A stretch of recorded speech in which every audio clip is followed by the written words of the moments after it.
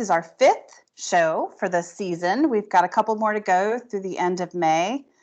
We were really excited about the turnout we had last week. We had about 160 participants, which was really wonderful. And if you were there, you learned a little bit about economics and about mathematical modeling, where we had two of our featured professors talk about how they met in the Commons to discuss complex differential equations and eventually solved the problems with the Medicare auction. So that was pretty exciting stuff last week. And I think we're going to have a great time today, too. My name is Phaedra Corso, and I'm the Vice President for Research at Kennesaw State. And the reason why we do these Friday feature shows is to stay connected as a community of researchers and scholars. We think it's a great way to end the week on a high note. This week in particular is a good time to talk about some great things that we do here. And we, of course, want to always highlight our outstanding faculty. And this is a way for us to highlight faculty from across the campus, interdisciplinary research, which today's show will clearly demonstrate that. So a few housekeeping tips, as we always do in the very beginning. Please make sure your mics are muted. We're watching as you come in, so we'll try to catch that if you don't catch it. We also want you to know about being able to highlight the speakers when we get to the Q&A section, and you can do that through the Teams function with the three little dots by the speaker's name. And then finally, I just want to remind you that we do tape these episodes. So if you're interested in watching the show again, you will be able to do that. We'll have the show available through our website, but also on YouTube. Our schedule for the next hour is we're going to watch a video, as we usually do, that will provide the overview from our featured guest today. And then we'll start off with a live interview where I have a few questions that I will pull out of my back pocket to ask, but then we're going to open it up to you to ask questions, the participants. And as in every other episode that we do, you can use the chats function to send in a question, which I will read, or you can just chime on in. Before we do that, Heather, would you please put up that yellow card? Thank you. So we are really excited in the Office of Research this week in particular, because our long-awaited second edition of our annual research magazine came out this week. This is really a labor of love for many, many people. Joelle Walls, who is our director of StratCom in our office, takes the lead on development of this magazine with lots of help from our student workers and lots of help from our staff and others around campus. And this year's magazine I think is just fantastic. There's an interview with the president, like there was in our inaugural magazine last year. There's a story on two new deans that we've hired in this last year, Sean Long, and we write about his research. And then we also write about Dean Ferguson's research. We feature students, both undergraduates and graduate students. And so we really encourage you to go to our website where you can click on the link and it will take you straight to the digital version. And please share it broadly as much as you can, because we really want to get the word out that we're a powerhouse when it comes to research in the state of Georgia. And we want people to know that. And this is a great way for us to market our capabilities. So thank you. Okay, so let me go ahead and introduce our speakers for today. So we have two featured faculty with us today. First, we have Dr. Kevin McFall. He is an associate professor of mechatronics engineering in the Southern Polytechnic College of Engineering and Engineering Technology. Kevin also serves as an assistant dean for research in their college. He received his PhD in mechanical engineering at Georgia Tech. Ooh, this is interesting. At Georgia Tech's European campus in Metz, France. You're going to have to tell us how you got that, Kevin. That sounds fantastic. Prior to joining the engineering college at KSU in 2012, Kevin lived abroad for more than 10 years during his graduate education and early career in academia. And his research focuses on autonomous vehicles, which is the feature of our show today. and deep learning, directing numerous student teams to develop sensor systems and actuation control for self-driving cars and robots. So we're looking forward to talking with Kevin. Joining Kevin is Dr. Mohammed Aledhari. He is an assistant professor of computer science in the College of Computing and Software Engineering. And Mohammed joined KSU faculty in 2019, and he is the director of the Smart and Autonomous Systems Center at KSU. He received his PhD in computer science from Western Michigan University, and he has a considerable amount of industry experience as a software engineer lead for microcontrollers and programmable logic controllers at an oil drilling company. And his research centers on data science, machine learning, computer vision for medical imaging and autonomous systems, and big data problems in computational biology and bioinformatics. They're a great research team showing our strength in interdisciplinary research at KSU, so we're excited to learn about what they're doing. So with that, I'm going to turn it over to Heather. All right, I have unmuted, and I'm going to give this a shot.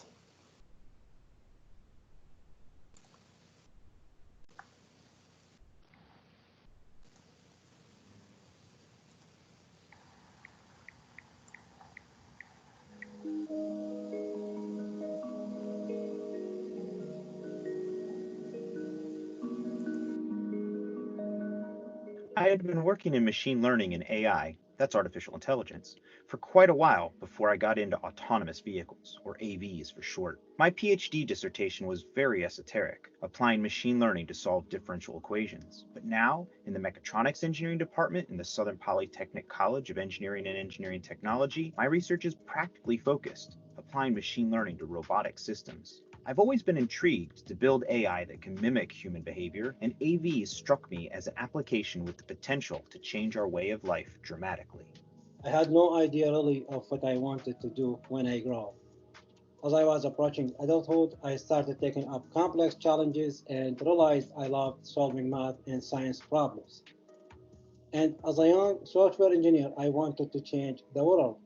So I decided to go to graduate school where I could research systems to improve safety and make an immediate impact on society.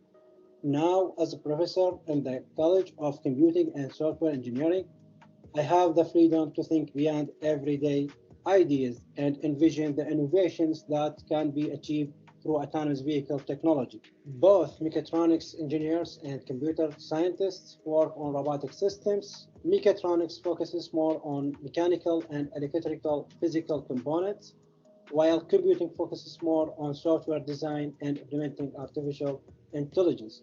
The engineering and computing colleges jointly administer the robotics programming certificate, seeking to round out the skills of their respective students with courses from both mechatronics, engineering, and computer science in order to create better prepared industry-ready graduates for the ever-evolving robotic systems job market.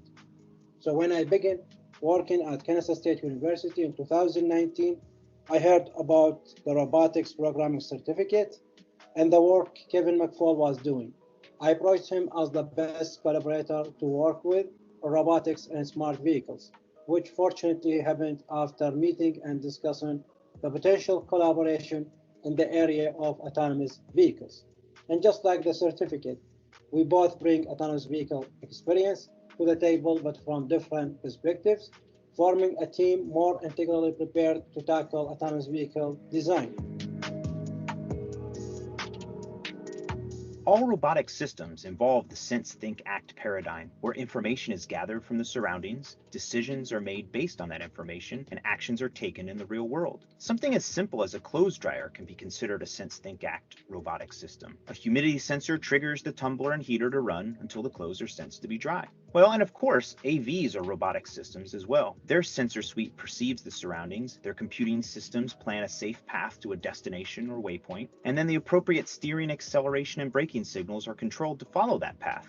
Sense, think, act. So the sense, think, act paradigm, when applied to the function of an autonomous vehicle, can be broken down into perception, path planning, and control systems. Each system has very specific features that, when all put together, results in an AV moving. I find perception the most interesting. That includes position estimation, exactly where am I, and environment perception, what things are moving around me. Some AV proponents, most famously Elon Musk of Tesla, advocate for perception based primarily on vision. After all, humans rely almost exclusively on vision to drive. But most typically, AVs are equipped with an entire suite of sensors, including global navigation satellite systems, wheel odometry, cameras, LiDAR, radar, and ultrasonics. Light detection and ranging, or LiDAR, is one of the most important sensors. It works by sending out laser beams in all directions and measuring the time of flight, and therefore distance, after bouncing off surrounding objects. This produces a point cloud of locations of everything nearby. To make autonomous vehicles perform successfully, we have to work from the lowest level sensors through systems that perform localization, environment perception, path planning, actuation control, and finally fleet management. Now, why I'm interested in making all these complex systems interact successfully? Because unfortunately, statistics indicate that 94% of all accidents are caused by human error, most commonly from completely preventable distractions. The goal of autonomous vehicles is to minimize these risks and maximize safety. We can design autonomous vehicles to be smart independently of each other, but connecting them to communicate with each other allows for optimization at the fleet level. Imagine these connected cars all start moving at the same time as soon as the light ahead turns green, or if cars communicate with each other to select various alternate routes to avoid accident or traffic jams so that the road system is used most efficiently. Smart and connected cars together offer the greatest opportunities for improved safety and sustainability. You might hear about various levels of autonomy when it comes to AVs. In order to standardize terminology around them, the Society of Automotive Engineers developed an AV classification scale from 0 to 5. 0 is a human driver only, with no autonomy. Level 1 autonomy controls one of the actuations of steering, acceleration, and braking. In modern cars, Level 1 includes adaptive cruise control, lane centering, or automatic braking for collision avoidance. The car handles two actuations in Level 2, such as cruise control and lane keeping at the same time. Level 3 autonomy is a big jump, where the car can drive completely independently in some situations, but might need the human to occasionally take control. In Level 4, the car assumes all responsibility for safety and can pull over autonomously if conditions arise outside the car's capabilities. Then in Level 5, no human intervention is ever required. One way to think about these levels is Level 1 hands-on, Level 2 hands-off, Level 3 eyes off, Level 4 mind off, and Level 5 steering wheel optional. There are many ways autonomous vehicle technology will enhance the future of transportation. Autonomous vehicles will never drive distracted, drowsy, or drunk. They will not drive fast to impress their friends. Level 5 autonomy offers access to transportation regardless of age, health condition, disability, or driving skill. Autonomous vehicles will reduce the commute time and allow all passengers to work or play while on the road. The reduction in stop and go traffic with connected vehicles will reduce the fuel consumption. A fewer accidents can help drive down insurance premiums and maximize the longevity of vehicles' parts. A single autonomous vehicle could serve an entire family or even multiple households.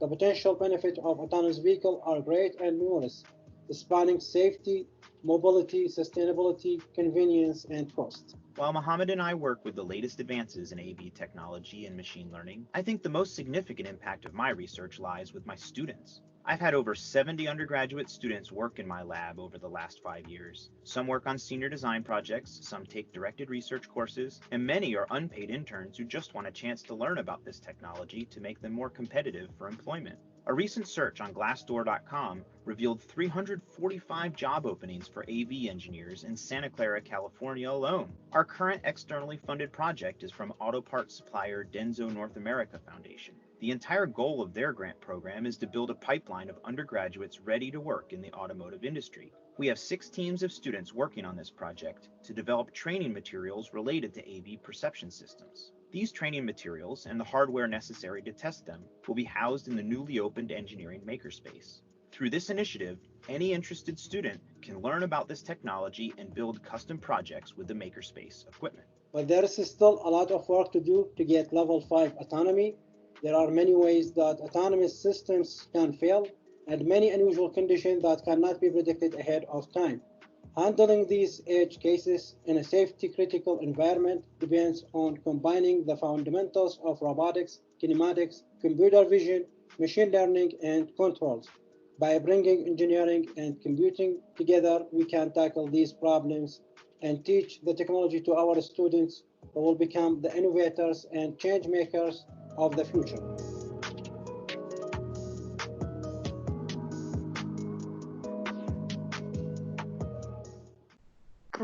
Great video. That's awesome. As we have in the past, let me thank the people who produced that, which is this is Crystal Bailey and Dale Goldberg from Stratcom, and also Joelle Walls, and of course our two presenters, Kevin and Mohammed. So Kevin and Mohammed, come on down. Here we are. Great to be with you guys today. And there we go. Now we can see you. Okay, awesome. Mohammed, talk a little bit so we can see your face. Thank you for this great introduction, for introducing us, and thank you for all attendees. And we appreciate this opportunities to communicate with each other. Great. Okay, so I'm going to start the questioning. So you're probably too young to remember the Jetsons, but I'm not. I do. So on your scale from 0 to 5, I can imagine that level 6 is the flying Jetson car. So we're not quite there yet. But I am curious, to me, I don't quite understand practically how we get to 5 when not everyone is going to be changing their technology at the same time. So when you're at a 3, let's say, how is it that you can have some people, 16-year-olds who are getting their license without taking a driver's test on the road next to someone who has a car that is autonomous? So tell me how that works, Kevin. Well, I mean, even today, you could argue that the Tesla autopilot falls somewhere between the 2 and 3 autonomy level. And actually, there was a little bit in the video talking about, autonomous cars versus connected cars. And actually, in the terminology in the field, we call the autonomous car an ego vehicle, where it does all of its own perception. It does everything all encapsulated within itself. And it doesn't need to communicate with any infrastructure. It doesn't need to communicate with any other vehicle. And it can act completely independently like the Teslas do. So, I mean, if there were a level 5 car right now, it could be out on the road and driving amongst all the human drivers. And it's funny though, what some of these tests are showing is that the human drivers, when they see an autonomous car with nobody in the driver's seat, they know they can bully that car. They can cut it off, and it's not going to get mad at them, and it's going to let them in. So who knows how long it's going to take for us to be fully autonomous everywhere. But for the time being, you can have those ego vehicles driving amongst human drivers.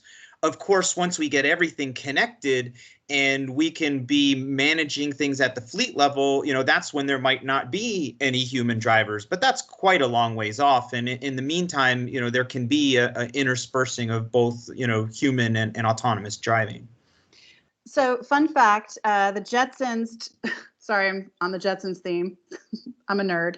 The Jetsons predicted the world in 2062 with the flying cars. Right. So I don't want you to project flying cars, but I would like for you to give me your projection on when we might we got a little bit of feedback. Someone needs to. When are we going to get to level 3, 4, and 5?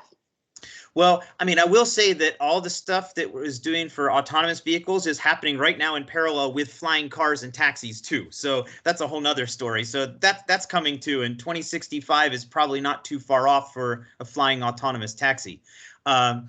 But, everybody asks that question, when is it going to happen? I mean, like I said, we're sort of on the cusp of level 3 now. But if you look back in like 2016, all of the car manufacturers were predicting, I mean, especially Elon Musk, he's always talking, that in 2016, they were saying 2020, 2021, you're going to see level 4 autonomy. And it hasn't happened.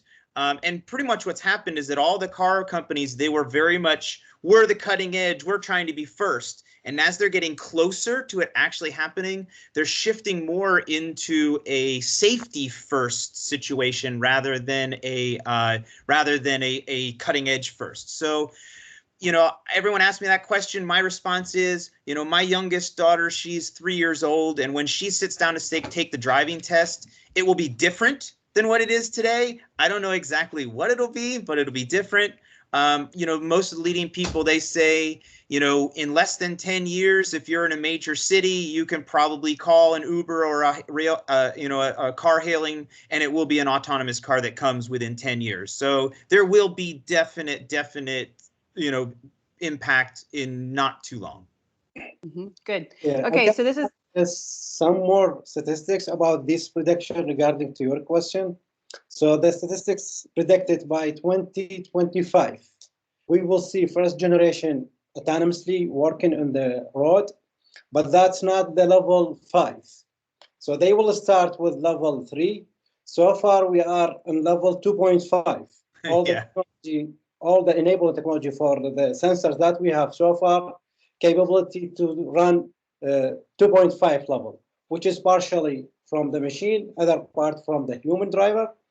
But they expected we are able to reach level 3 by 2025, and they expected to sell about 8 million vehicles from that generation, and then increase that amount to about 40 million in 2035.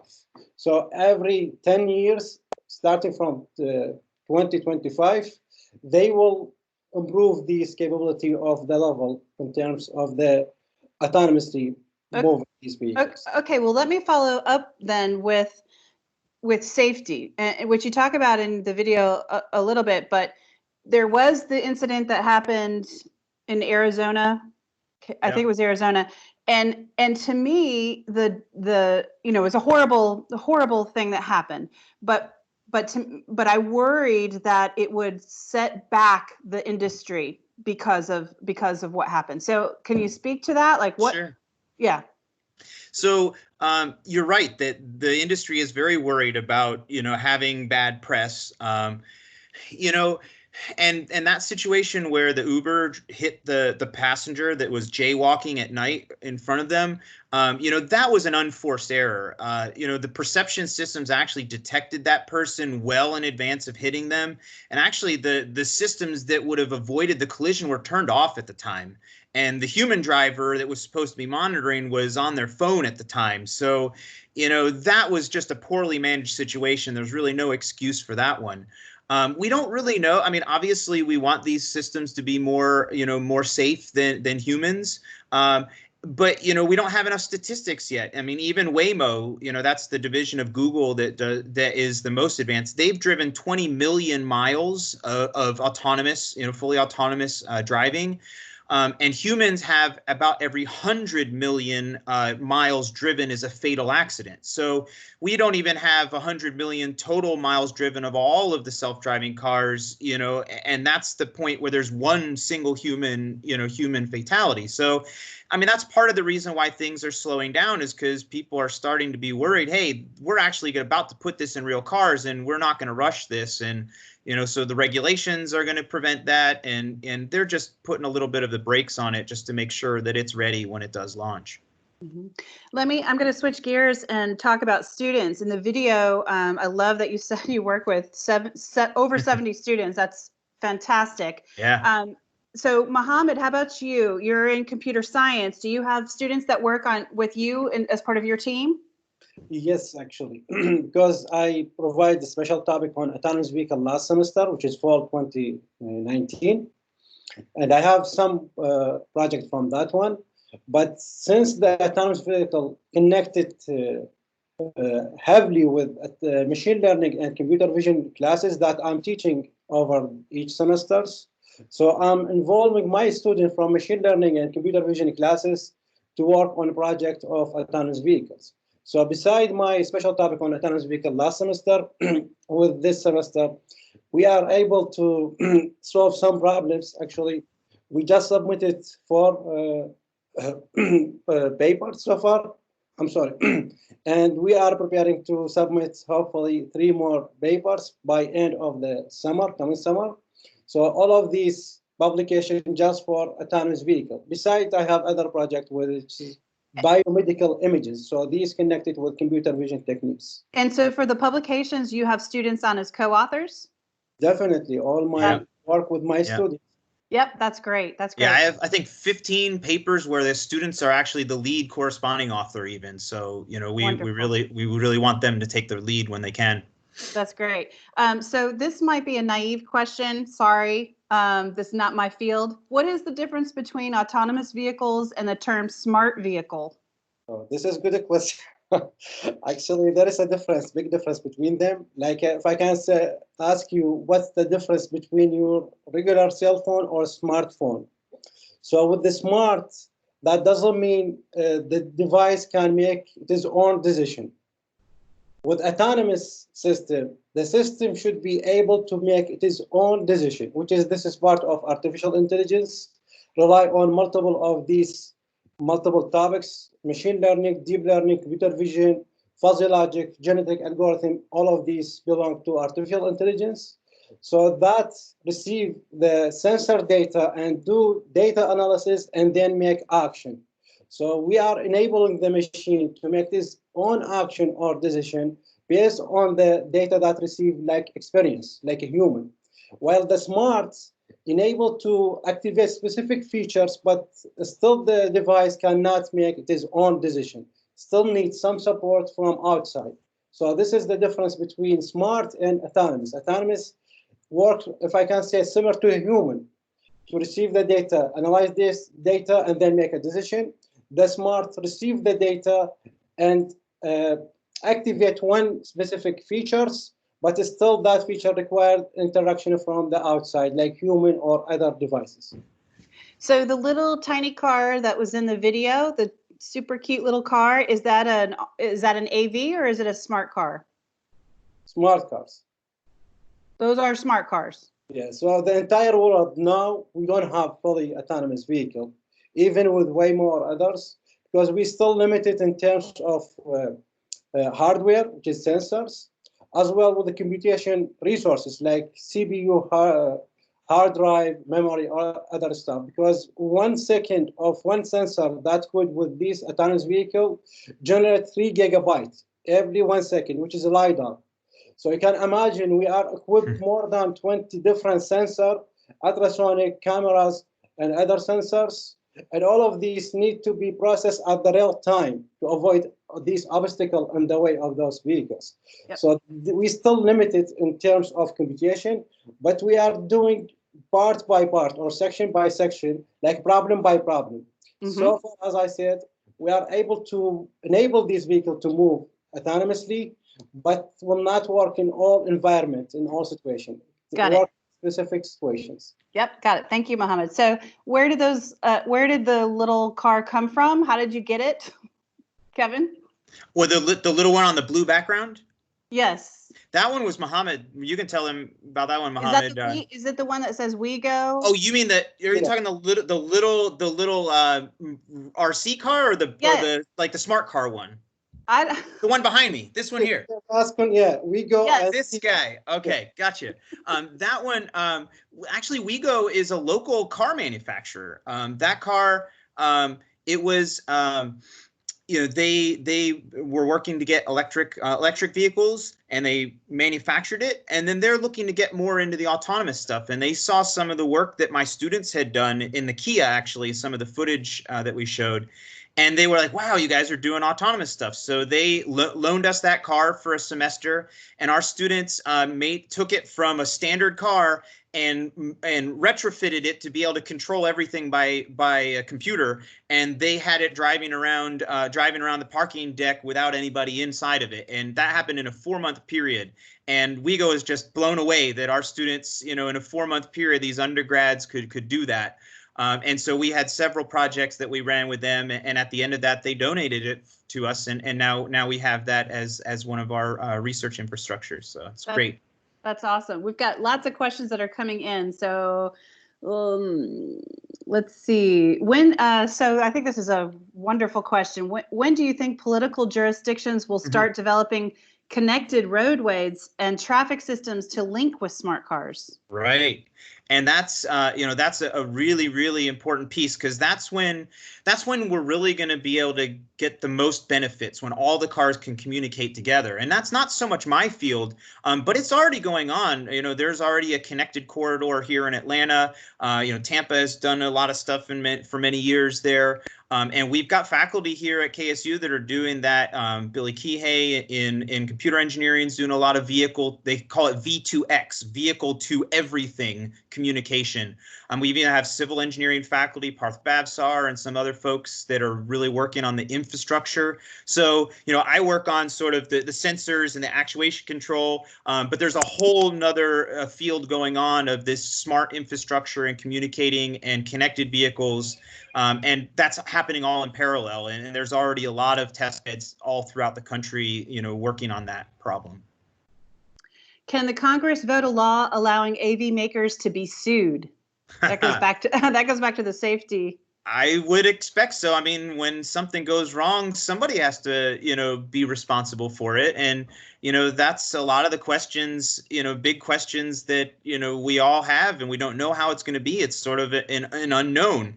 And actually, the next grant proposal I'm putting in is actually in the fairness. It's in a fairness in AI NSF program, where it's actually bringing together social scientists and engineers and computer scientists to talk about, fairness in AI, explainability, how can you communicate back and forth with your AI, what are the social impacts of that? So, that's all really important. And there's a lot of people that are looking at that too. And somebody's going to have to be responsible. So we're not quite sure how that's going to turn out. The worry, I've done a little bit of research in the field of motor vehicles and airbags and safety, and the worry for me as a consumer or a driver is that the technology comes before the laws to protect us around the technology, right? We saw that with texting and driving. And so then laws get passed that say, okay, no more texting and driving, but there's no enforcement of the laws. And so they're symbolic, but they don't really help with the problem, which is that technology is distracting us while we're driving. And we haven't figured a way to stop that. Well, I think the good thing here is that the technology is in the car itself. So you have a direct line of connection through the auto manufacturer. Your example with a cell phone, I mean, you can't sue AT&T for having a cell service. They're not involved in the autonomous car. But, if it's the car manufacturer that's making the technology, it's a lot of a more direct link, I think. And so, yeah, I mean, I think that's also one of the reasons why things are a little slower now. I mean, we're learning more and more. I think some people legitimately are even thinking that what autonomous testing has been allowed has been a little bit loose. I mean, that situation with Uber, that was definitely preventable. And had there been, more oversight on that, I think that could have been prevented. So I think we're learning as we're going, and we'll find the right balance. We're trying not to, stifle the innovation, but not just let it out of the bag without knowing what's going to happen. Some more information regarding this problem, because some question came from students as well from other agents, because I was working with one project with Ford when I was studying in Michigan. So they asked who is the responsible if the accident is happening, for example, the machine or the person who created that machine, for example, or the company, and who is in charge of the costs, for example, health insurance or other insurance companies. Because these vehicles should be reduced as much as possible, these accidents, so there is no cost. So as the consumers can pay more for insurance, or there is no insurance at all after we reach the point there is fully autonomy. So there is some research working on that one. For example, some of this research, they suggested to use this and the responsibility of the auto company who created that autonomous vehicle. Some of them, they said, no, who creates that sensor? Because if the accident happened, and that will happen definitely, the accident happened for failure for specific sensors, for example, for LiDAR or set of the cameras or ultrasonic. So they will sue the company who created these components or the company who collected these components and put them together.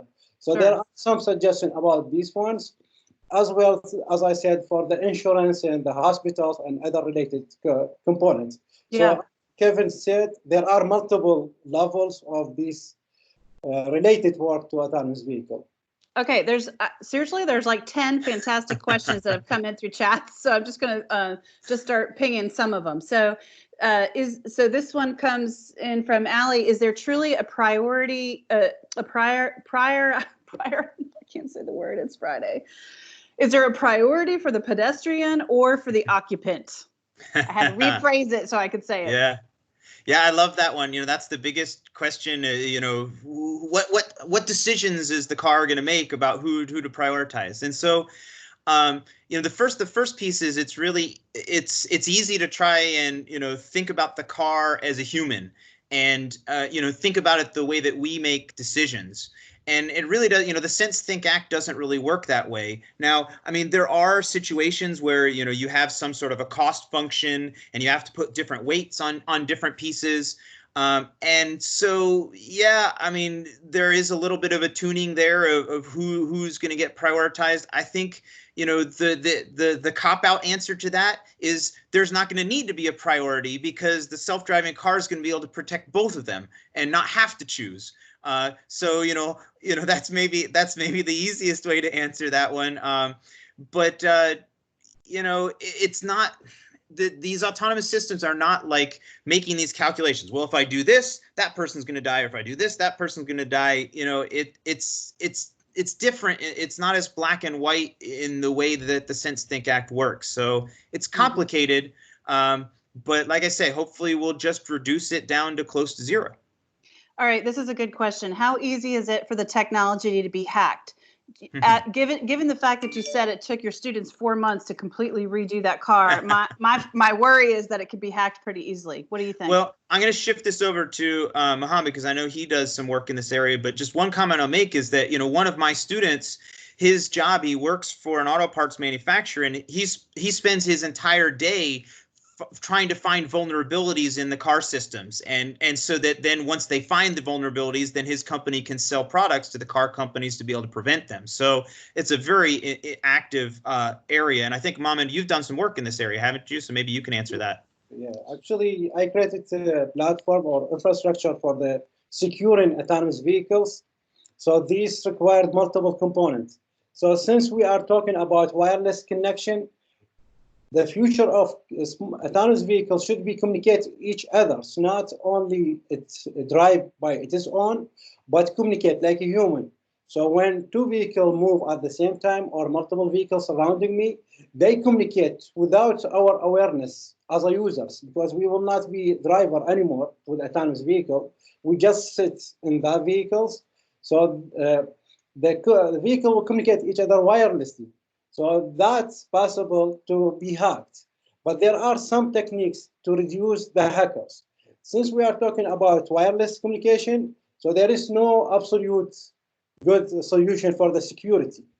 Any communication should be hacked, but what we are trying to do with the security, we are trying to make it difficult for the hackers. So that's the idea. We are adding more level of the security to make it difficult for them, but there are some steps that enable hackers to attack these vehicles, and this is biggest project now running on the securing of these autonomous systems in the future. And this is still big problem, I think, forever, not only for 10 years or 20 years from now. So we are trying to make it difficult for the people who try to hack the system. But since we are talking about wireless communication, there are a great deal of hacking that system, unfortunately. Okay, thank you, Mohammed. So I'm going to combine two questions because I think they might be sort of related. So one question was about, do you think public transportation might be the place where autonomous vehicles takes off initially?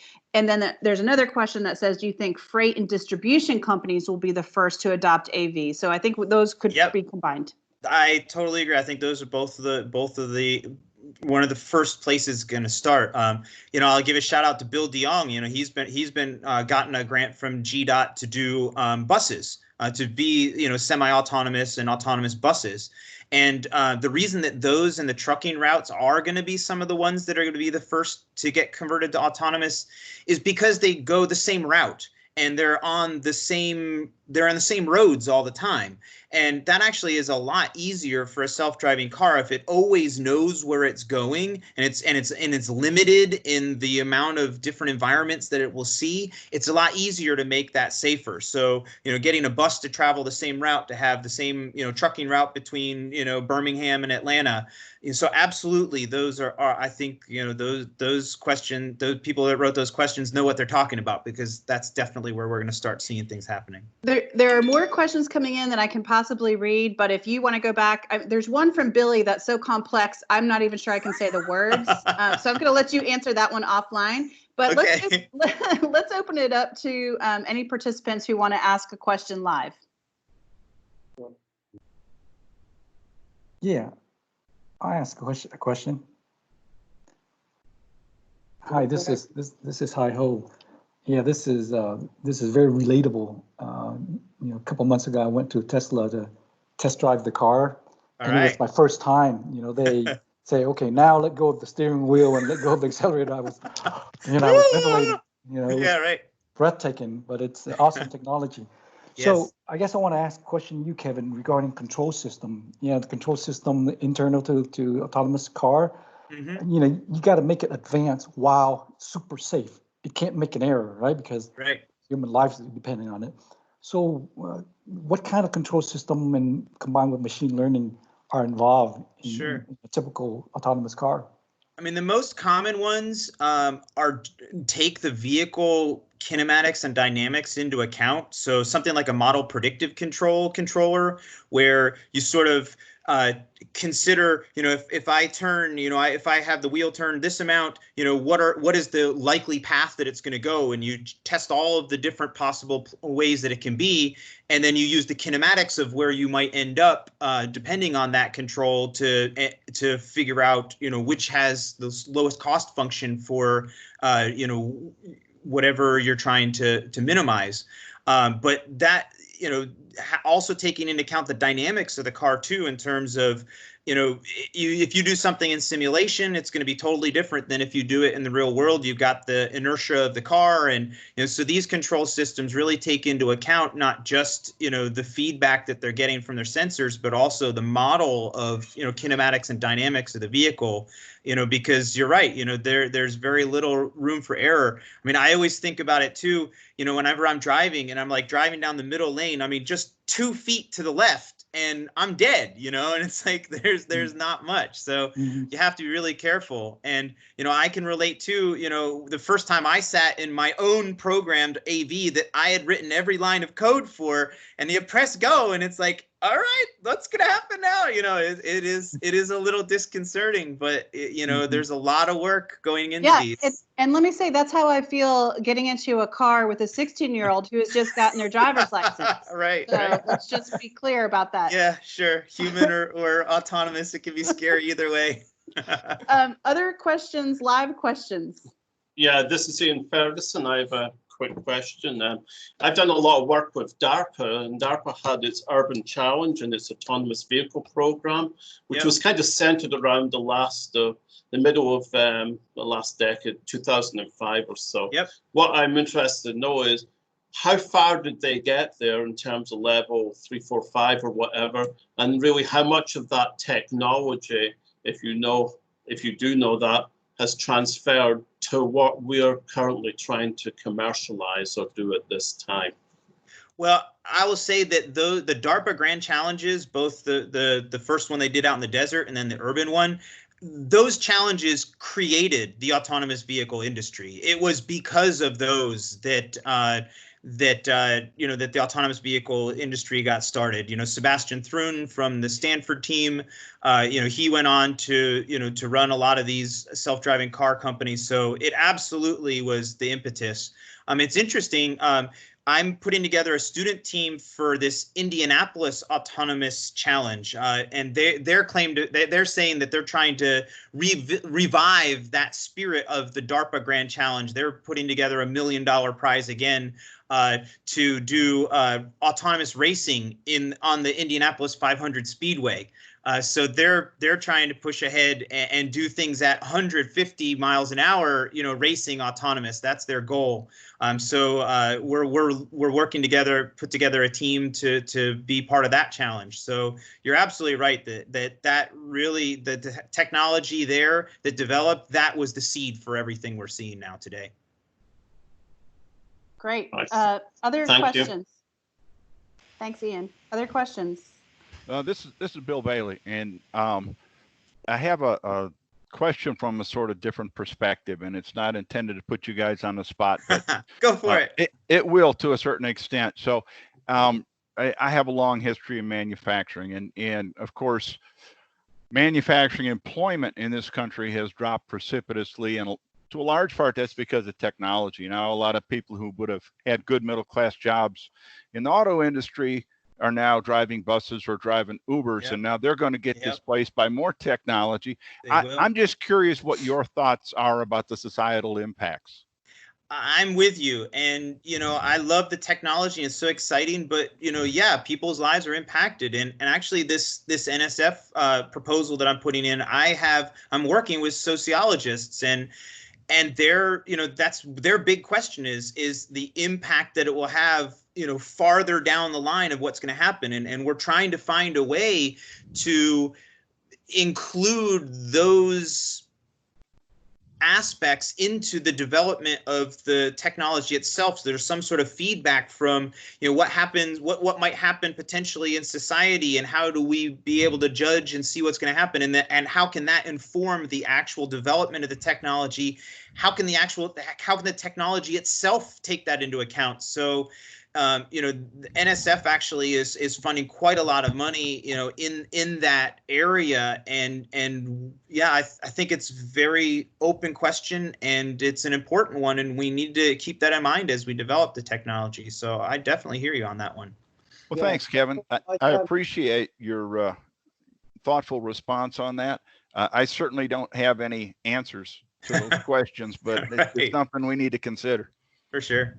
I can add one more thing about one project regarding this society impacts, because they expected people will not use this machine at the beginning when they released to the road.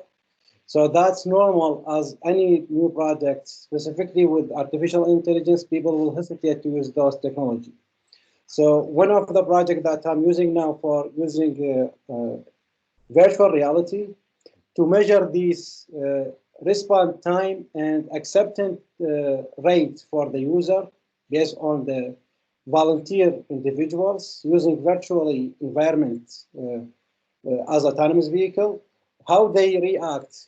For example, if some sensor stop of working or something situation unpredicted by the machine itself that control that vehicle. So there is still a study on that one, because we are way away from the fully autonomous system. We did not measure that on actual people who use those machines. So we have some simulation that creates environment to get some sense about how those people will react on different age. For example, seniors or children or teenager or regular, healthy or non-healthy, for example. So we still under investigating these reactions and how we change the design of autonomous vehicle, because if you're aware how people will react on specific scenarios, you need to change the entire design of autonomous vehicle in terms of reaction and the speed and other factors. Great, thank you. Other questions? I think we have time for a couple more. I have a question. Hi, this is Cameron Coates. So, we all go through the debacle, the software debacle, right? We have Windows versus Mac, Linux, and then we have different software packages that don't work properly in certain browsers. And we have to update, and then software updates, and then And then sometimes even with the machines that we have now, Kevin, the machine will be working just fine, but because Windows has updated to Windows 10, and the machine doesn't work with Windows 10 anymore, Sure. and is it incompatible? And so there are all these software debacles between machine interface and the actual software that's used. So my question is that an area of research in terms of the software that will be used in autonomous vehicles, the compatibility of the software across the board, as well as, you know, if you had a transportation infrastructure that was linked to the autonomous vehicle, then that's another software communication issue.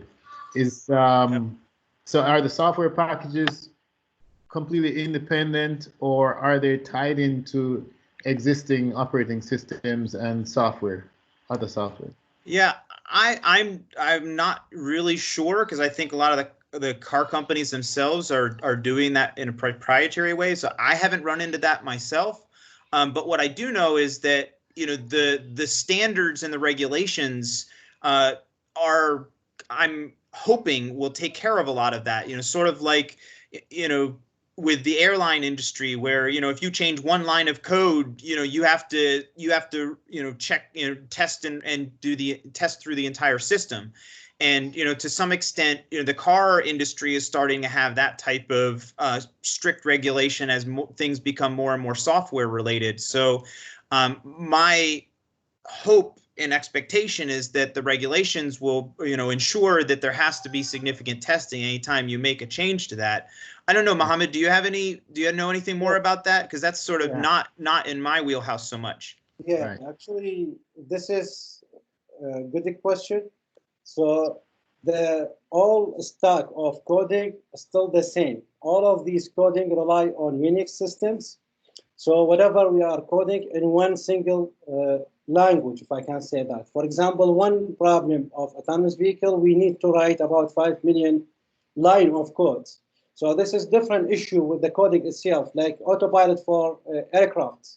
The accident that happened last year and more than 700 people killed, because one line issue with that code, with the autopilot of that jet, caused that problem. So in general, we put everything in one file, if I can say that, in one single language, which is one operating system. But inside, for example, if we talk about the cell phone, with the cell phone, you have multiple integrated circuits, IC. So each one, they have their own operating system, similar to your computer. So you have memory now, you have hard drive, you have CPU, you have GPU, you have whatever these components inside your machine.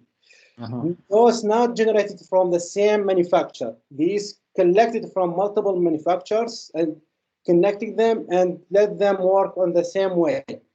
But each one, they have internally their own operating system that we call protocol. So the motherboard or mainboard, they have that protocol to communicate with each different component in the vehicle, because the vehicle component sensor more than 20 different kind of sensor, which is the number of this sensor, about 64 sensors. But those 20 different kinds of sensors, for example, 6 cameras, but that will consider one. So each of these cameras, they have their own company protocol of communication. The LiDAR, they have their own communication.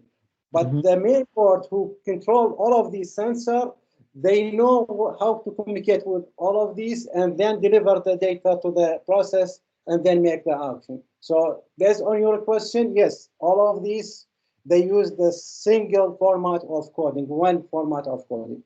Okay, great. I'm going to cut it off here. I think that we could probably stay for another hour and answer these questions. But it's Friday. We got to start the weekend sometime, and I'd like to start it in like 5 minutes.